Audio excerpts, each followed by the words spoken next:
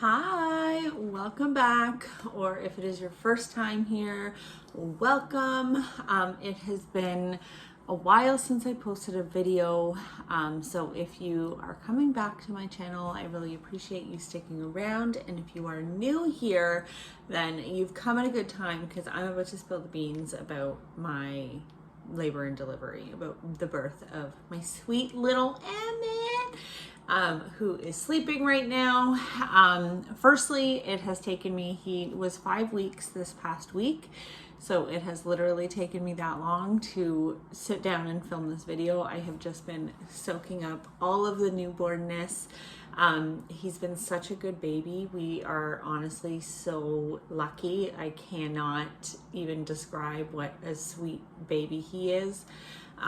He very rarely cries. He sleeps really well. He's just got a really good demeanor. He's honestly just perfect and we love him so much. And these past few weeks have just been absolutely amazing. But I will get into that in another video. I'm going to do a newborn essentials video. I know I definitely watched a lot of those when I was pregnant. To like see what I needed and what I didn't need and all those kinds of things. So I am filming this just in my kitchen. I am at my kitchen table drinking my coffee while the burrito has his morning nap. And I will just say, I totally 100%, I mean, I've never been one to like wear a lot of makeup or do my hair all the time if I don't need to. So like more power to the women who do and who, you know, whatever. I was watching so many videos like labor and delivery videos or newborn videos or whatever, and moms are like totally done to the nines, and I'm like, good for you. But if you're coming to my channel, this is likely what you're gonna get because I'm honestly just sitting around the house and I don't really want to like put a full face of makeup on, and I want to be real. This is what I look like. I'm not wearing a bra. I'm drinking my coffee.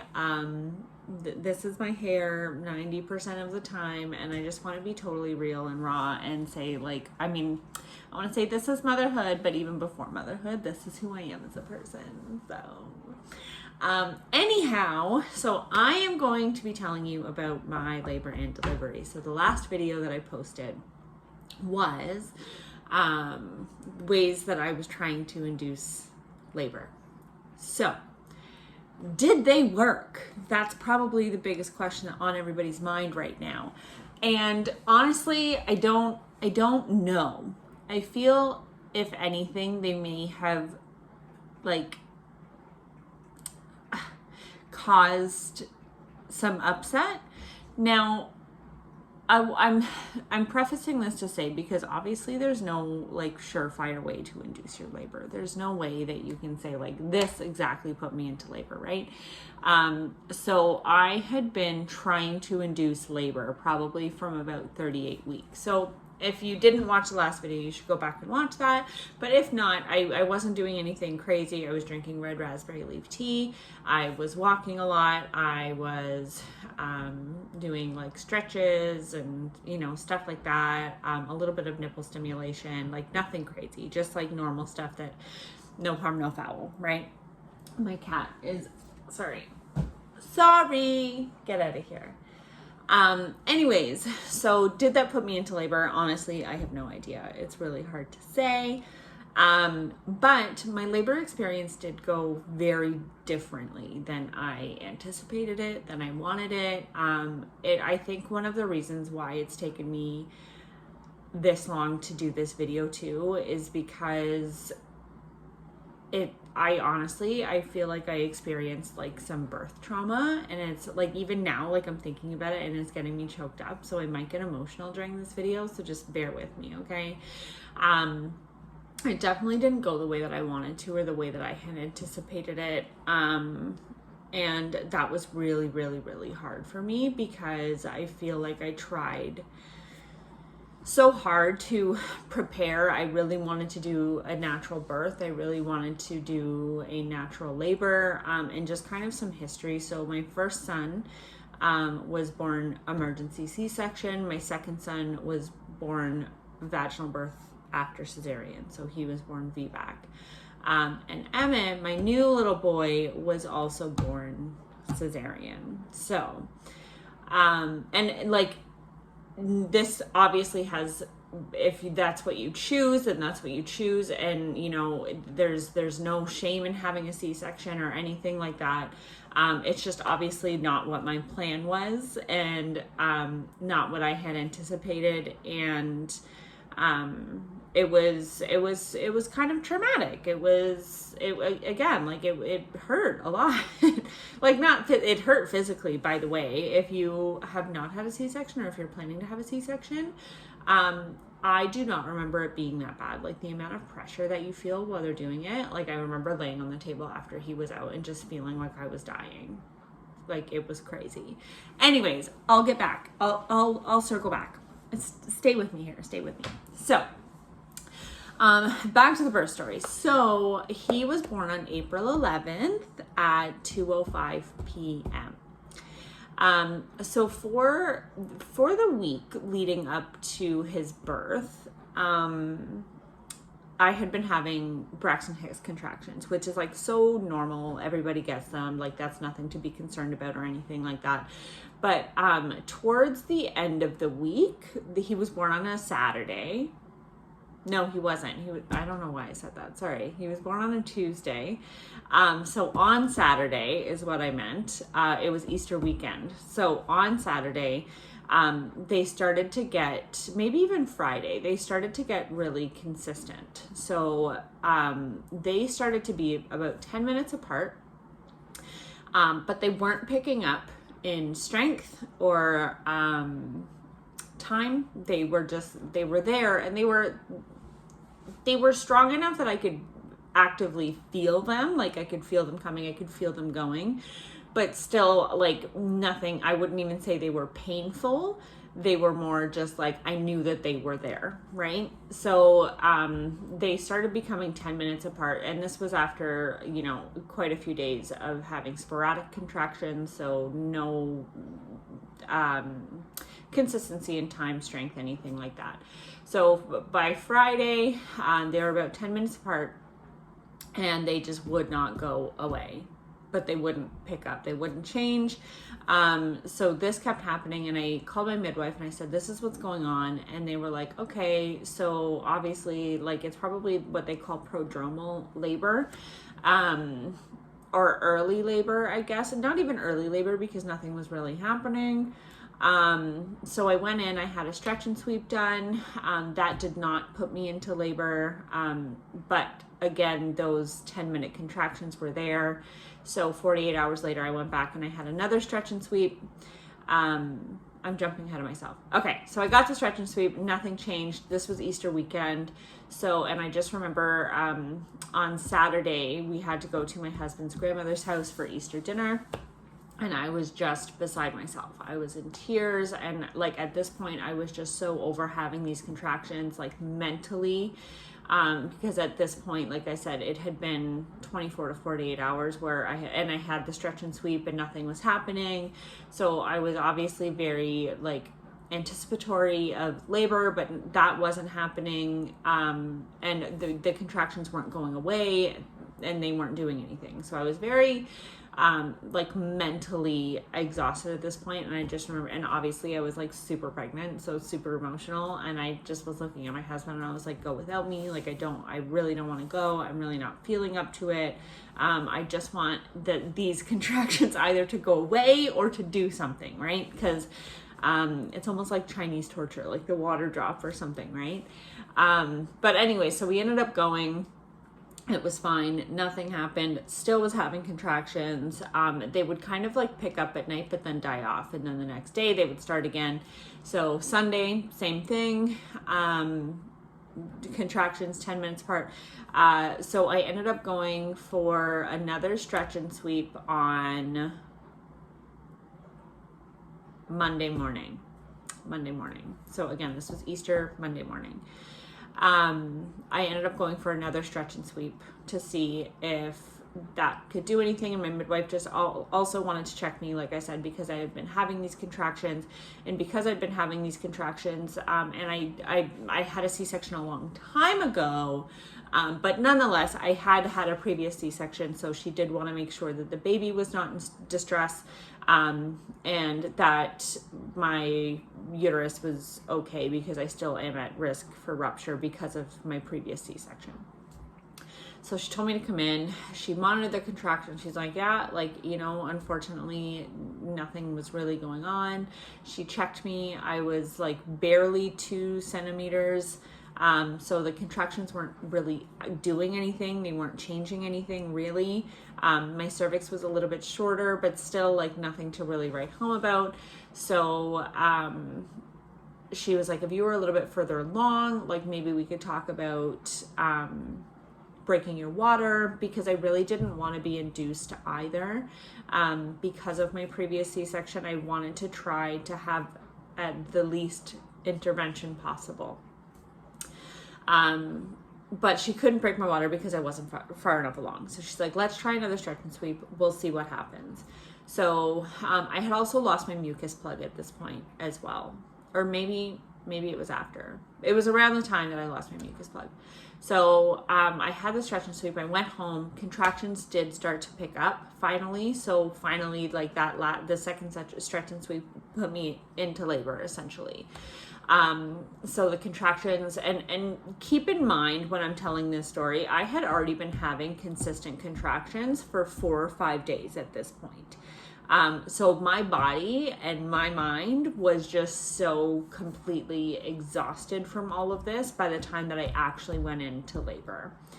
And like I said, I know that they weren't like super strong, but like it's like I said, that Chinese torture. It's not like the one specific contraction. It's like just the same thing over and over and over and over and over again for days on end, and mentally waiting for labor to come and it not coming, and you know, all of the things. I'm sure all of my pregnant ladies can feel me on this one, right?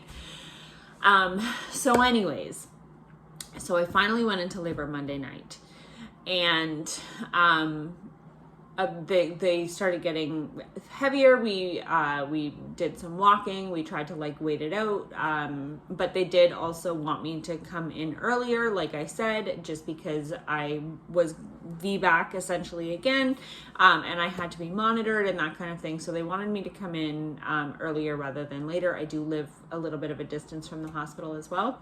So we went in, she checked me. I was only 3 centimeters. And at this point, I was just beside myself. I'm like, are you freaking kidding me? Like, just get this baby out of me. I'm so, again, like just mentally exhausted. I was so emotional. I just felt like everything that I had planned was going out the window. And that's definitely something that I say. And I think I said in my, like packing for the hospital video as well. If you're pregnant, especially if this is your first time, if you're a first-time mom, keep in mind that no matter how hard you plan, or your birth plan, or how you want things to go, you always have to be prepared for things absolutely not to go the way. Like I had a birth plan. Nothing on my birth plan happened. Nothing. Not one thing.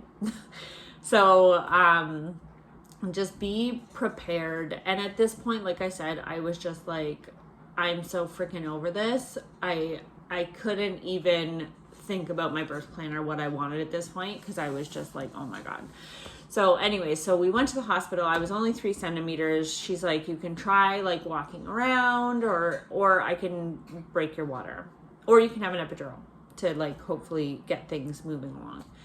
And I was like, well, I don't want to have the epidural, and I don't want to walk around the hospital because I just felt uncomfortable doing that. And I was in quite a bit of pain. Again, having contractions for 4 or 5 days. My uterus was sore, to be honest. Like, it's so hard to explain, but it was very sore. So anyway, so I said, let's break my water, try and get things rolling. So she goes, okay. So we got admitted. She breaks my water. And also, fun fact, because my water's never broken on its own, and my water has been broken by my care provider in both of my previous labors. but only after I've had an epidural. So I've never really actually felt it. But this time I had not had an epidural, so I felt it. And when she broke it, I was really surprised at how warm the water was. And even in that moment, as I was like, oh my God, that's so warm, I was like, why would I think that it wouldn't be? Like, it's inside your body, you know? I don't know, so weird. I was so surprised that I was surprised at how warm the water was. But anyways, fun fact. So anyways, she breaks my water. The contractions start getting pretty intense. And at that point, like I said, and nobody's trying to be a hero, like no shame in getting an epidural, but like that really truly is not what I wanted. And like I said, in retrospect, I wish that I could have done things differently. This is where I start to get emotional. But like I said, I was just really, really, really, I think more so than anything, just mentally exhausted at that point. So I got the epidural. I asked for the epidural. I got the epidural. And we were rocking and rolling. Shortly after I got the epidural, my labor stopped. So I stopped at 6 centimeters. I stopped dilating at 6 centimeters. And I just wasn't progressing any longer. So they wanted to start me on Pitocin to amp up my contractions, to hopefully get them like more stronger. That's not what I'm trying to say, but you know what I'm trying to say. To hopefully get things progressing again. So they gave me the Pitocin, and when they put me on the Pitocin, every time I would have a contraction, his heart rate would drop. And then the contraction would end, his heart rate would come back up. So they ended up stopping the Pitocin because obviously it wasn't helping. Well, it's not that it wasn't helping, but it was obviously causing the baby distress. And something to keep in mind too, that even though the contractions over the last 4 or 5 days had not been like super strong, they were still stressful for the baby as well. So he had been dealing with this for 4 or 5 days as well. So anyways, so they took the Pitocin off. I still wasn't progressing. So she consulted, I had a midwife. So she consulted with like the OBGYN that was on staff, and they decided that they were going to challenge the baby. And as long as his heart rate was coming back up and stable after the contractions, they were going to try to do the Pitocin again under the care of a doctor. So they did that, and they started with like the lowest dose of Pitocin. His heart rate was still dropping, but it was coming back up. And they tried this for like maybe an hour. I was progressing a little bit, but they really needed to up the dosage of Pitocin for anything to really start changing things, which they couldn't really do because he was in too much distress, essentially. So at that point, I was so emotional because I was just like, you know, I could see on the monitor his heart rate going down, and I was just so scared for him. I just wanted him to be okay.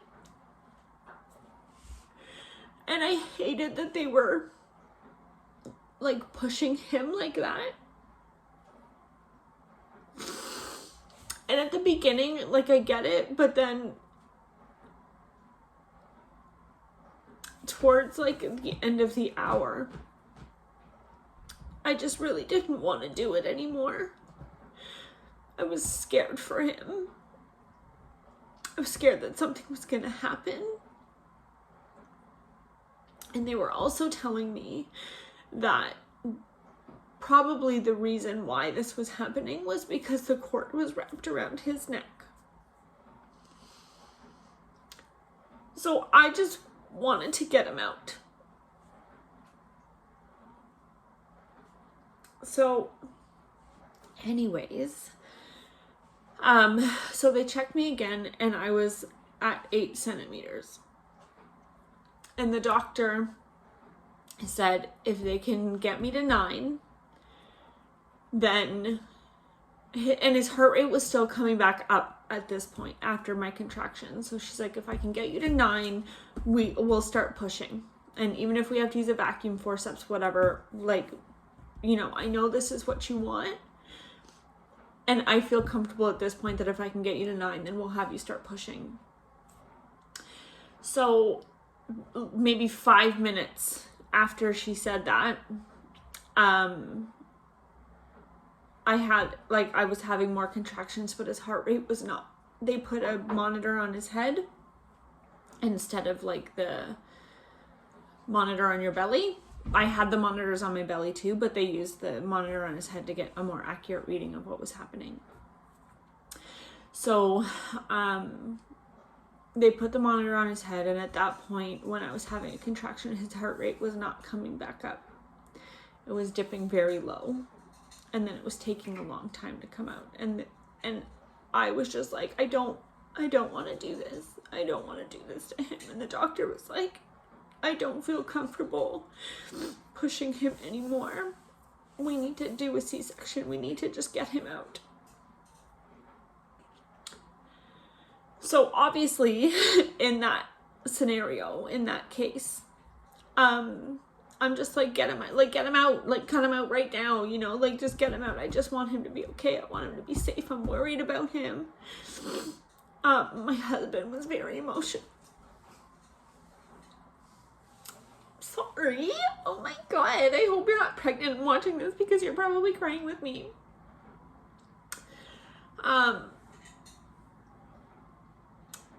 So yeah, so they started getting everything ready to go and do the C-section.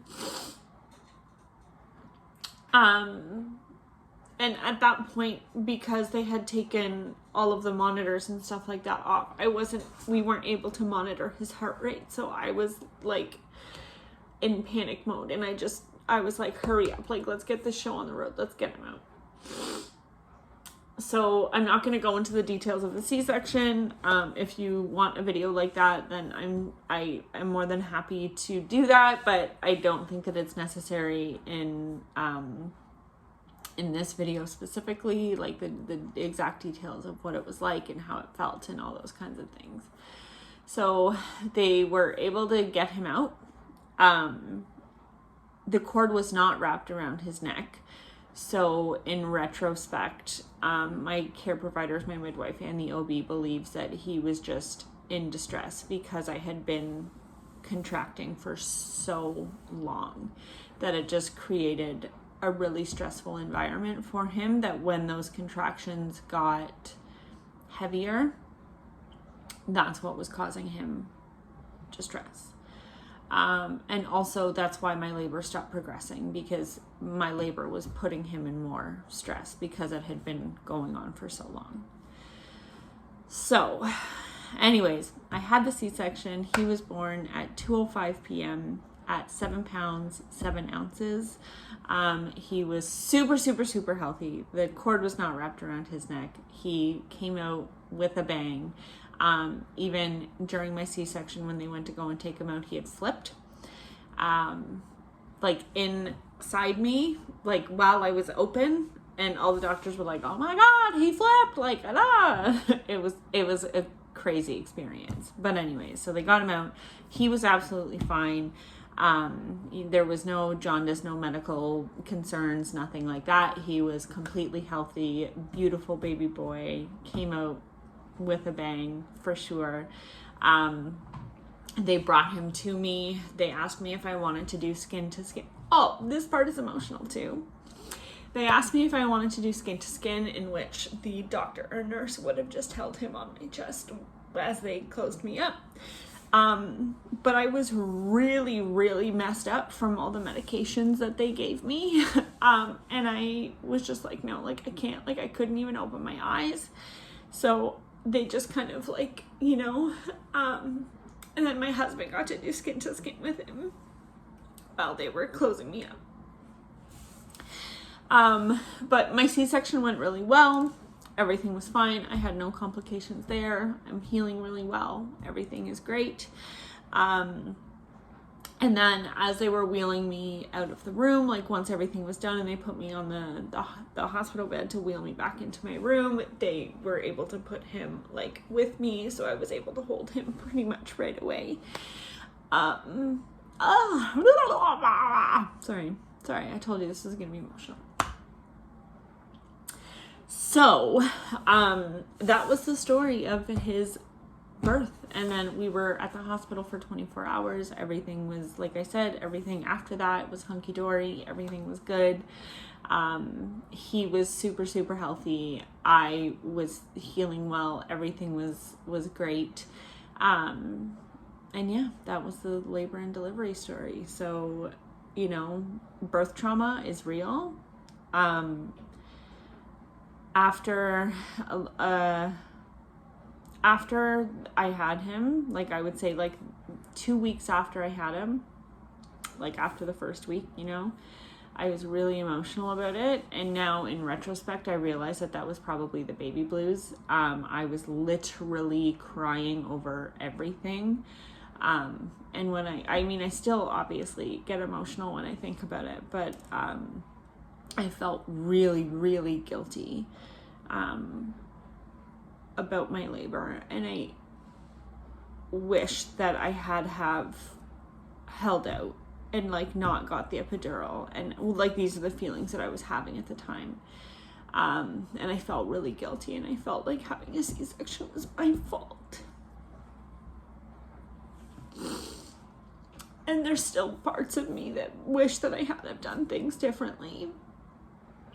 But in the end, like I said, with all of the factors and the way that everything planned out, I think that it was just my body and what it had gone through.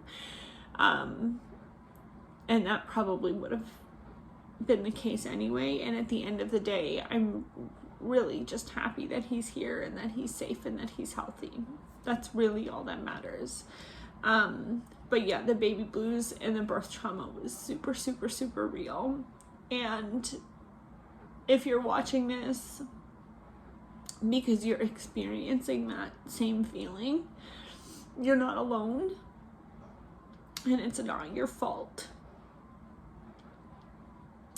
And no matter how your baby came into this world, it was a miracle nonetheless. So that is my birth story. If you're here until the end, thank you so much for staying and listening. And if you're experiencing this and this has helped you in some way, I'm so glad. And if you were just interested to hear what happened because it's been so long, then I'm so glad that you're here too. The next video that I'm going to do is probably a newborn essentials. And if you want to hear like the details of the C-section, because that was wild, let me know, and maybe I'll do a video on that. I'm sorry, excuse me. Maybe I'll do a video on that. But if not, then I'm gonna do a newborn essentials video, and I think I kind of want to do like a day in the life with a newborn, but I'm like, it would be such a boring video because like he just eats and sleeps, and then I clean and watch TV and I eat. It's very boring, you know. We're not, we're kind of just homebodies. We're just soaking it in for now. But I don't know. We'll see. I'll do the newborn essentials video for sure. And until the next time, thank you for watching. I love you guys so much. Please subscribe, hit the like button, and let me know your birth experience. Let me know if you have experienced something like this and you, kind of had the same feelings and what you did to overcome them. All right, I'll see you in the next one.